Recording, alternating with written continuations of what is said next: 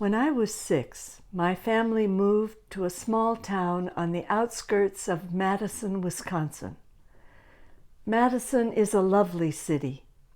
Its downtown and the state capitol building are situated on a narrow isthmus between its two largest lakes.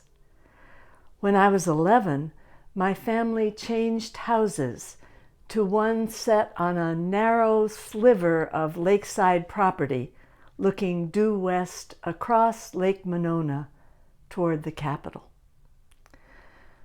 Now, my mother was a highly intelligent, creative, and talkative woman, born and bred in Village, New England.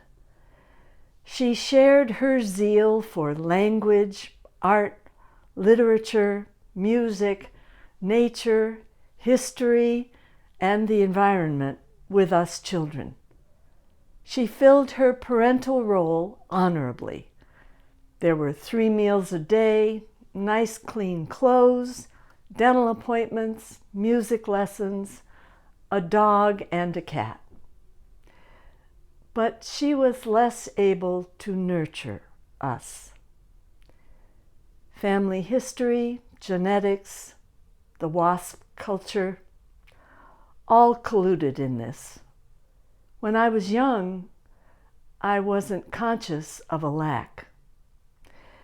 But when we moved to the lake, I acquired a second mother. Lake Monona was the quieter, smaller lake, silver to Lake Mendota's blue. I quickly came to claim her as my own and to rely on her abiding presence. Our curve of the lake was on a large sand bar, making the water very shallow and weedy, bad for motorboats, for water skiing, even for swimming. You had to walk a quarter mile out. It was contemplative. In the years until I left for college, I spent hours at the lake, listening to the lapping waves, walking the shoreline, picking my way through the smelly seaweed, watching the ducks, the dragonflies, the water bugs, climbing a neighbor's willow that hung over the water, daydreaming, finding a quiet and depth that was missing elsewhere. For Jungians, water represents the unconscious.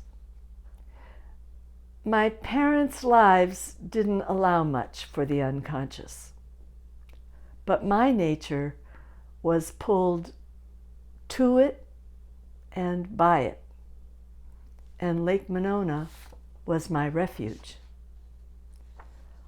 All year round, the lake was a marvel. And just to say, Mother's love of vistas had given us this.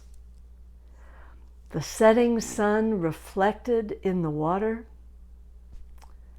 watching summer storms approaching from the west, that advancing dark curtain of rain, the progressing whitecaps, the wind.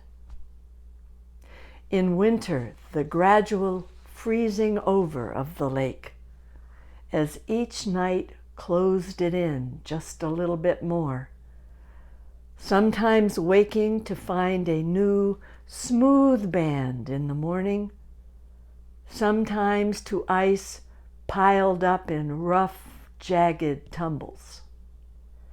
Finally, it closing up altogether, the surface becoming like another planet, where I could walk solo across an expanse of crusty white under a bowl of empty sky.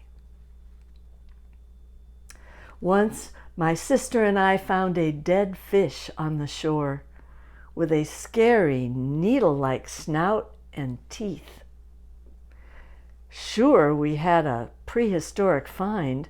We raced to the hardware store to talk with the men there.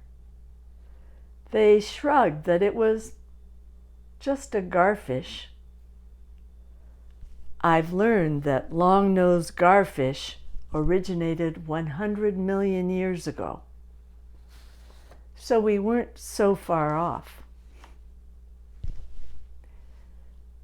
Well, ever since those days, I seek the nearness of water. That's my place of renewal. It's no accident I ended up in Berkeley, where I can walk the shoreline at Cesar Chavez Park, glimpse the Golden Gate and the ocean beyond as I drive our roads, stand on our church patio, and gaze at the beautiful bay surrounded by its hills. Every time I drink it in. Divine bodies. They're still my second mother.